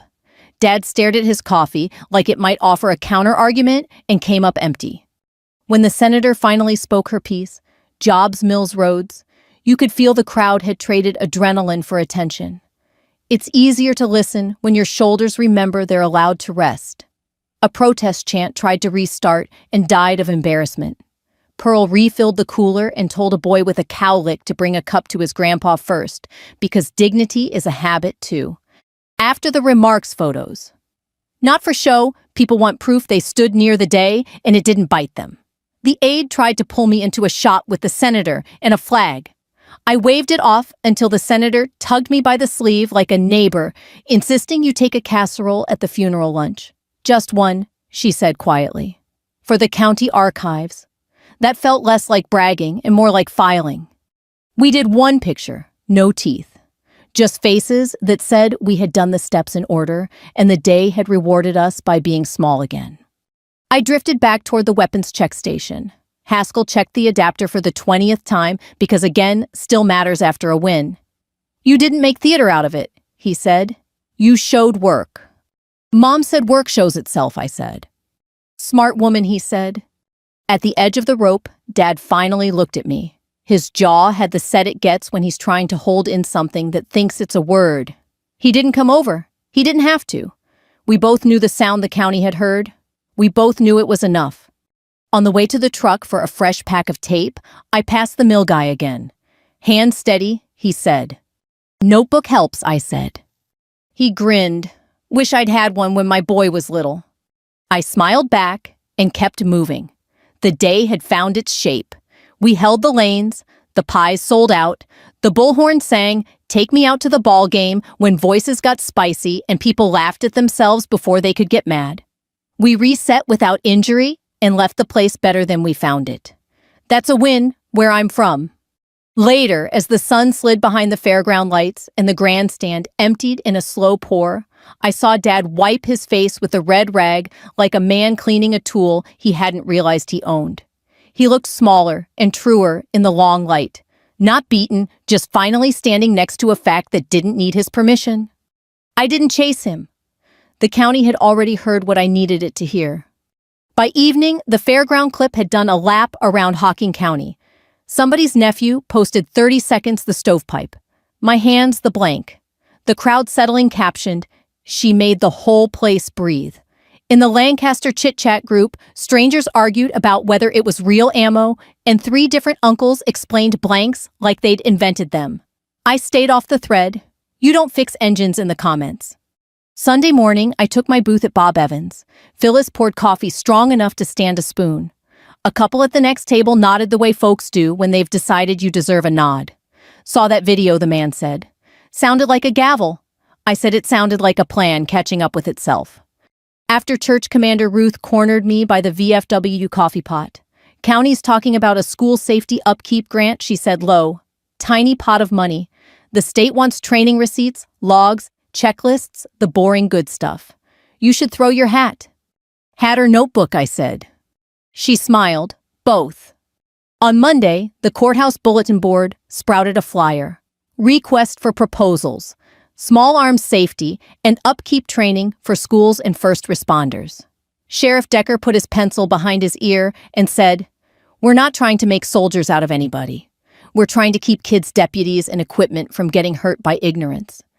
Dad read the flyer at the counter of Lawson Auto and Locksmith like it was an insult. "They'll hand it to me." He told a farmer getting keys cut. "Been here since '79. He glanced at me. "You can assist." Assist sounds like do the work while someone else signs it, I said. He lifted the red rag. "It sounds like family." "It sounds like old habit," I said, and we both went quiet, because truth makes rooms echo. By lunch, the shop phone had rung enough to sound like a memory. Some callers wanted to say nice things. Some wanted to tell me what I'd done wrong in a video they watched on mute. Dad took the ones that let him say optics and men up front. I made a list of questions people actually had. Where do blanks live? Who keeps a log? What's the plan when adrenaline shows up dressed as anger? I built a thin binder on Mom's oak table because thin binds better in a county meeting cover sheet that read, "What we teach, what we sign, who picks up the phone." A 2-page curriculum for school resource officers and custodial staff, blue gun safe handling chamber flags, storage checks, a 1-pager on blanks protocol at public events, armory log templates with lines big enough for real signatures, a repair cycle chart for small arms that boiled down to clean lube document repeat, and a schedule for community safety nights. No politics, just rules kids can memorize and grandparents can nod at. I wrote my cell at the bottom of every page because people trust numbers more than logos. Printing meant Brown's the shop that smells like ink and Friday. Mr. Brown slid on his glasses and turned the pages with careful fingers. "You did the homework," he said, same as when I was 10, and ordered business cards for a pretend dog walking company. "Machines and meetings like homework," I said. He stacked copies, added a rubber band. "You want tabs?" he asked. "Tabs win meetings," I said. He grinned and added tabs. I dropped a packet at the sheriff's office for Decker. He whistled at the escalation tree with names not titles, and another at the superintendent's because buses and gyms end up part of these stories whether we plan for them or not. I left an extra at the VFW, where Ruth tucked it next to the flag rack like it belonged. At supper, I drove past Dad's shop. Bay doors were open. 2 old-timers nursed coffees that had given up. Dad held court. "Showboating," he said to the air. That's what that was. I was handling optics. The old-timers didn't nod. Men that age nod when something's earned. I walked in and set a copy of my binder on the counter. "Here's what I'm submitting," I said. He tapped it like he was checking a melon for ripeness. "You'll scare people with all this paper," he said. "I'll let them sleep," I said.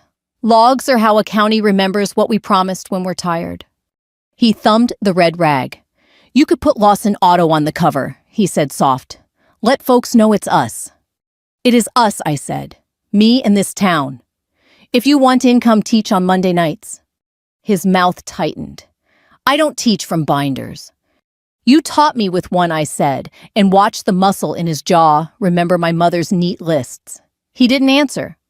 Men like my father can ignore a fact until it brings a chair.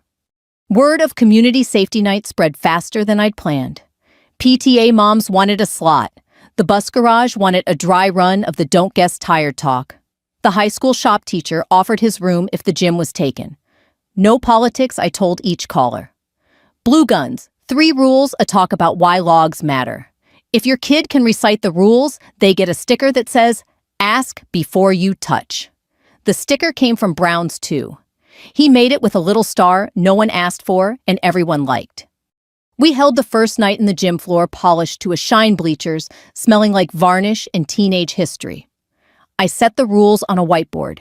Keep it pointed safe. Finger off the trigger. Check the chamber every single time. We used chamber flags and blue guns and a lot of repetition. Sheriff Decker poured coffee that tasted like apologies. Pearl passed cookies that tasted like forgiveness. A grandmother raised her hand and said, "I don't like guns." I nodded. "You don't have to," I said. "You only have to like your grandson's fingers." She laughed in spite of herself and took a blue gun to learn how to say no with authority. After class, a bus driver named Claire asked, "Does the log really matter if it's just me and a closet?" "Logs matter most when it's just you and a closet," I said. "They're what you point to when someone forgets you did the right thing." She took 2 copies of the template and a handful of stickers. "I'll put a sheet protector on the inside of the door," she said, "so it doesn't get coffee on it." "Smart," I said. "Coffee ruins everything except mornings." Back at the shop, Dad leafed my binder again when he thought I wasn't looking. He stopped at the schedule where Route 33 Community Safety Night was written in big letters, and my cell sat at the bottom. He set the rag on the page, almost gentle. "I suppose the county board will eat that up," he muttered. "They'll eat what lets them sleep," I said. "You coming to the meeting?" "I might," he said. "Somebody has to speak plain." "I'll bring a meter," I said out of habit, then realized I was talking to the wrong story. He didn't smile, but something softened the way metal does when you heat it slow. The week stretched. The clip's comments cooled. People told me quietly at Kroger that they liked seeing a plan win.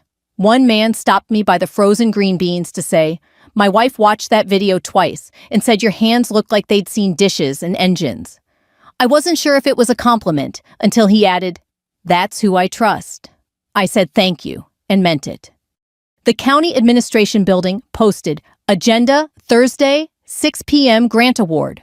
I packed my binder and a handful of "Ask" before you touch stickers, because stickers change rooms. I didn't rehearse a speech. I rehearsed steps. Who speaks first? Who hands the board a copy? Where I stand? Where I breathe? Before I left, I stopped by Dad's shop. Late afternoon light made the dust look honest. He had the radio on low and a key blank clamped file singing. I put a second binder on the counter. "In case you change your mind," I said. "You can stand next to me and say the part about 1979. Folks like a through line." He kept filing until a small brass curl fell free. Then he set the key down and looked at me like he was trying on a new kind of silence. "You always write it down," he said. "It keeps me from lying to myself," I said. He reached for the red rag, then didn't. "I might be late," he said, "but I'll come." "That's enough," I said. I drove to the admin building with the gym smell still on my sleeves, varnish, sugar cookies, coffee. Outside the doors, the VFW commander stood with Pearl and Sheriff Decker, 3 people who make rooms smaller when they should be and larger when they need to be. Ruth handed me a styrofoam cup of something hot and bad. "To boring victories," she said. "Those are the best kind," I said. Inside the board shuffled papers, and the county seal looked older than all our arguments. I took a seat where I could see Dad if he came. I set my binder on my knees and my stickers on top. I told my face to say fine. It listened. The county administration building always smells like wax and burnt coffee, the kind of place where decisions go to put on church clothes. I got there 10 minutes early because early calms my hands. The linoleum was buffed to a shine that threatened old knees. Sheriff Decker stood by the water fountain with Commander Ruth and Pearl, the 3 of them like bookends for the county. Ruth pressed a styrofoam cup into my hand. "To boring victories," she said. The coffee tasted like pencils. I drank it anyway. I took a seat 2 rows back end of the aisle where I could see the door and the dais. My thin binder sat on my knees with the "Ask before you touch" stickers on top like a garnish for courage. One by one, the room filled with people who knew each other well enough to keep secrets and still tell the truth. Bus drivers and windbreakers, a school custodian with hands like shovels, 2 EMTs, a pair of PTA moms who could organize a parade with index cards, and a handful of veterans who prefer nods to speeches. Dad came in late manila folder under his arm, red rag in his back pocket like a tail. He kept his chin up and his eyes low, the way a man does when he isn't sure which way the wind is blowing, but wants folks to think he is. He took a seat along the wall, nodded to no one in particular, and stared at the county seal like it owed him money. The chairwoman called the meeting to order, voice plain as road salt. Pledge roll call minutes accepted. Then, Item 5 award of the School Safety Upkeep and First Responder Small Arms Training Grant. You could feel the room lean in without moving. First speaker, the clerk said, Mr. Earl Lawson, Auto and Locksmith. Dad rose, smoothed the manila folder as if it were hair, and walked to the podium. He didn't need the mic. His voice knows rooms. Evening, he said. I'm Earl Lawson. Been fixing things in Hocking County since 1979. Keys, engines, whatever shows up. Folks know me. I answer the phone when it rings. Don't need a committee to tell me what the right thing looks like. He paused to let familiarity do its work. It did some. I propose to oversee this training under Lawson, Auto and Locksmith, he said. We'll keep it simple. Safety is common sense. We'll teach it that way. The chairwoman looked to the clerk, who read from a sheet that didn't smile. Current training plan on file, none.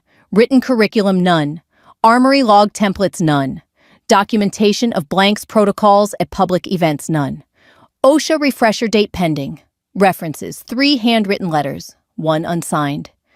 Dad lifted his chin like he could shorten the distance between pending and done by posture alone. I've been here, he said. The county knows where to find me. Thank you, Mr. Lawson, the chairwoman said, gentle enough. Next, Route 33, Community Safety. I carried my binder and a small stack of tabbed copies, Brown's best work, and set them on the ledge for the board, the clerk, and the reporter, who still brings a paper notebook to meetings because computers make him feel rude. I brought the mic down a hair because being heard is easier when you aren't reaching. Evening, I said. I'm Ray Lawson, Army National Guard Small Arms Repairer and Safety Instructor. What we're proposing is 3 things you can check on paper and see in a gym. I kept it stripped. 1, a written curriculum for school resource officers, custodians, and first responders. Blue gun handling, chamber flags, storage checks. 2, armory logs and checklists, with names, not titles, and dates, big enough to sign without squinting. 3, community safety nights, no politics, where kids and grandparents learn the same 3 rules the same way every time. I slid the tabs forward, 1 finger on each. This is the schedule. This is who picks up the phone at 2 in the morning if something is wrong, and who answers at 2:05 if 2 a.m. didn't work. This is where blanks live at public events and who signs for them. This is how we put rifles away when we're tired. A bus driver. I recognized Claire, Route 12, lifted a hand. The chairwoman nodded. If my closet's just me, Claire said, does anybody check I did it right? Yes, I said. Logs matter most when it's just you and a closet. The sheriff spot checks twice a year. You keep your sheet protector inside the door. You get credit for quiet. A PTA mom asked if kids would touch the blue guns. They'll point them in a safe direction, check the chamber, and say the rules out loud, I said. Then they get a sticker that tells them to ask before they touch anything real. It's boring on purpose. A man in a mill hoodie stood and cleared his throat. Is this about making soldiers? He asked. No, I said. It's about making mistakes smaller. We're teaching how not to guess. The chairwoman looked down the dais pencil, tapping once. Any other speakers, she asked. A uniform stepped in the doorway. Silver star at the shoulder hat under his arm. He waited like he'd been taught manners by a woman with a wooden spoon. The chair recognized him. Madam Chair, he said. Brigadier General Cole State, Adjutant General. I'm not here to back a bidder. The Guard belongs to Ohio. I came because I was told the event last Saturday was handled with calm and logs, not luck and noise. He kept it short, which is how, he'd been to a few of these. Public safety is paperwork, and people who stick to it. I watched a county watch a young woman make a plan visible. Competence has receipts. That's all I've got. He sat. Sheriff Decker said amen under his breath, but the mic didn't catch it. Public comment opened. Commander Ruth rose slow, like a flag going up. Ruth McCready, VFW, she said. I don't love meetings, but I love quiet. This makes more of it. Claire lifted a hand again. I just want the kids home safe, she said. Give it to the one who says who answers at 2 a.m. Dad stood once more, manila folder to his chest. I've been doing safety since before some of you were born, he said. We didn't need stickers or tabs. We used common sense. The chairwoman didn't scold. Common sense is what we call the list after we write it down, she said. A few people smiled into their hands. Questions closed. The chairwoman glanced at her board, then at the stack of tabbed binders, then at Dad's manila folder that had never opened. The soda machine hummed like an old hymn. Ready for a vote, she asked. Roll call went slow enough to count heartbeats. Names and I one by one, with one abstain from a man who doesn't like to be first or last. Award the grant to Route 33 Community Safety, the chairwoman said. Motion carries. For a second, nobody clapped. Then Commander Ruth did one sharp and the room followed. Not a parade, something steadier. Claire wiped at her eye like dust had shown up inside. Pearl handed me a cup of water the second I turned around because she understands bodies the way I understand bolts. The aide from the senator's office tried to move him for a photo and then thought better of it when Sheriff Decker shook his head like not tonight. The reporter scribbled, then looked up. Spell your last name, he asked. Lawson, I said, like my father's. I turned to where Dad sat and found him still on the metal chair manila folder, unopened in his lap, red rag pinched in his fist until it left a line across his knuckles. He didn't stomp out or make a speech. He stared at the county seal a good long while, then stood and let the red rag fall into his back pocket like a flag being folded without ceremony. On the way past me, he paused like he'd lost a word and found another. His jaw worked once. You won, he said. The county did, I said, because truth doesn't mind sounding corny if it fits. He didn't answer. He just nodded. Once, a small nod the kind a man gives to a measurement he can't argue with, and walked toward the door, where the wax made the floor look slicker than it was. Sheriff Decker clapped my shoulder. You gave them something to sign, he said. That's how you sleep. General Cole shook my hand without making a ceremony. Bring those blue guns to the high school, he said. Kids believe what they can hold. I'll bring extra chamber flags, I said. Pearl squeezed my elbow, then pushed a cookie into my palm the way a grandmother forgives a long day. Go home, she said. You look like a person who thinks better after a sandwich. Outside, the air had that clean after-rain feel, even though it hadn't rained. The courthouse light buzzed. Somewhere down the block, a truck idled low and patient. I stood on the steps and breathed the kind of breath you forget to take when you've been holding the room steady for an hour. Across the lot, under a street lamp, Dad stopped and stared into the middle distance, like a man listening for a tool he dropped years ago. He turned as if to come back, then didn't. The red rag lit up once in the sodium light and disappeared into shadow. I didn't chase him. The vote was its own sentence. The county had spoken out loud. Tomorrow, I'd teach a room full of kids to say 3 rules in one voice and mean them. Tonight, I'd go home and put my mother's checklist somewhere it could see me. The morning after the vote, I found a small cardboard box on my bench at the old oak table, the one my mother used to turn into a filing cabinet when life got loud. No note. The return address was my father's handwriting, the stubborn print he uses when he wants a thing to look official. Inside sat a key on a tagged ring, a roll of label tape, and my mother's range log, the thin green booklet she kept when our church youth group used blue guns one summer in the gym. Tucked beside it was a single sheet, sun-faded at the edges, written in her tidy, slanted hand. Checklist, public events. 1. Say the rules out loud. 2. Safe direction first, last always. 3. Blanks live with locks. 2 names, 2 keys. 4. If you're tired, write it down, then stop. 5. Gum helps. Pride doesn't. I sat with it a while. Paper can be a voice. Hers was. I drove to the new room we borrowed at the high school and taped the checklist to the cinder block wall by the coffee urn. I put the key on a nail above it and the roll of labels on the table next to the chamber flags.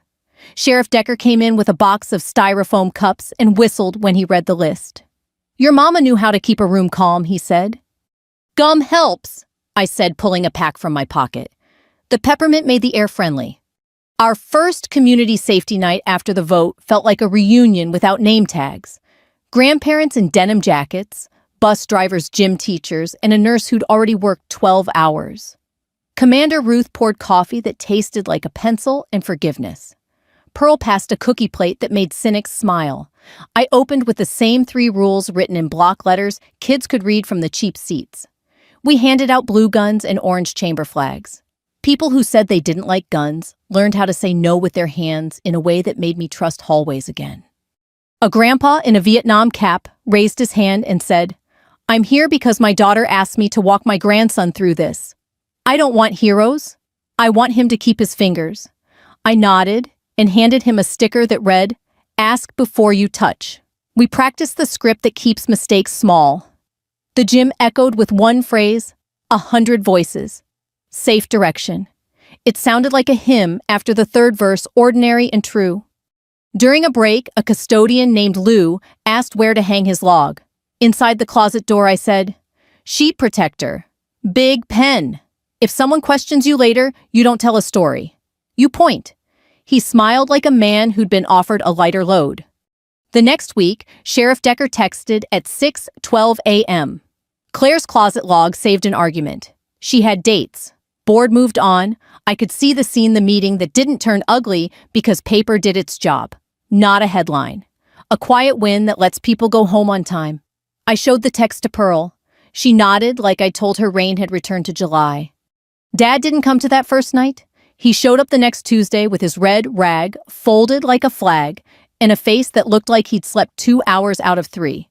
He stood by the door and watched without commenting, which is his version of applause. After the last kid set a blue gun down and a grandmother asked for an extra sticker for a stubborn niece, he walked over and set a silver wrench on the table, polished old craftsman the size he always kept nearest. "For your shadow box?" he said, then cleared his throat. "And that key I sent, it opens the storage I rented after your mother got sick. There's more of her lists. Some I didn't like at the time." His mouth tried a smile and found honesty instead. "I don't have to like a thing to know it works." We walked the hallway where state tournament banners hang like proof time behaves. He thumbed the red rag. "You going to keep the name Lawson anywhere?" he asked. Not an accusation. A hope he didn't want to feed. "I'm thinking a small plaque by the coffee," I said. "Your shop sign from '79, if you'll let me borrow it for a photo. Mom's checklist. The wrench. Maybe a copy of the county vote, just the line with the motion carried. Not because it's a trophy, because it's a receipt." He looked down at the wrench like it had told a joke he missed. "Receipts," he said. "You always did like proof." "Proof lets you sleep," I said.